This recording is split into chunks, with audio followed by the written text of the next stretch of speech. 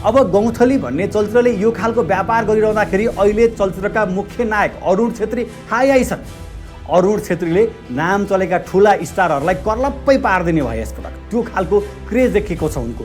र अरुण छेत्रीले ठुले भन्ने जुन क्यारेक्टर निर्वाह गरेका छन् त्यो क्यारेक्टरमा उनले निर्वाह गरेको गजबको अभिनयले गौँथलीलाई दर्शकलाई हलसम्म बाँधेर राख्नलाई र गौँथलीलाई मन पराउनमा ठुलो भूमिका खेलेको छ। र आजको दिनमा तपाईँलाई बताउँछु अरुण छेत्रीलाई लिनको लागि निर्माताहरू हामथाप गर्न थालेका छन्। ओहो मेरो फिल्ममा अरुण ठिक छ, ओहो अरुणलाई लिनुपर्छ, अरुणले गजब काम गर्छन्, आज त्यो भन्न थालिएको छ। उसो त अरुणले महापुरुष भन्ने सिनेमाबाट नै आफ्नो जुन खालको क्षमता छ त्यो प्रस्तुत गरेका थिए, तर त्यो एकदम धेरै कलाकार भएको कारणले गर्दा उनी धेरै क्लिक भएनन् होला। तर गौँथली उनले मजाले हाँकेका छन् ठुले क्यारेक्टरमा। र आजको दिनमा अरुणको डिमान्ड फिल्म इन्डस्ट्रीमा गजबसँग अगाडि बढेको छ।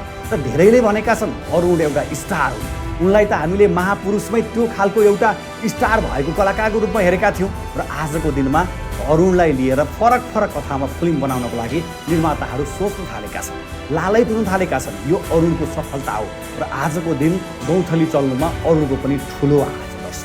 अरुण छेत्रीको अभिनय त्यो बुलन्द नभइदिएको भए र उनले अटिजम भएको पात्रलाई यसरी निर्वाह गरेका छन्, आफ्नी श्रीमती गौँथलीलाई यसरी प्रेम गरेका छन्, हरेक ठाउँमा हँसाएका छन्, रुवाएका छन्। र अरुण अब्बल छन्, उनी अभिनयमा पनि अब्बल छन्। चक्लेटी अनुहार छ, टक्क मिलेको हाइट छ, हरेक कोणबाट उनी एउटा पर्फेक्ट हिरोको रूपमा फिट छन् दर्शक। यस कारणले गर्दा अरुण छेत्रीलाई बधाई छ, उनको स्टारडम चम्किएको छ। र अबको दिनमा अरुण छेत्रीले यति धेरै फिल्म साइन गरे रे, यतिवटा अफर आयो रे भन्ने कुरा तपाईँले सुन्न पाउनुहुन्छ।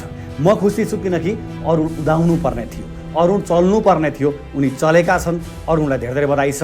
आशा गर्छु यो स्टारडमको दौडमा अरुणले आफूलाई छुट्टै तरिकाले अगाडि बढाउन् र नेपाली सिनेमा इन्डस्ट्रीमा यो स्टारडम केही नाम चलेका हलसम्म दर्शक तान्न सक्ने उत्कृष्ट अभिनय गर्ने कलाकारको भ्याकुम सृजना भइरहेको समयमा अरुणले त्यसलाई फुलफिल गर्नेछन्।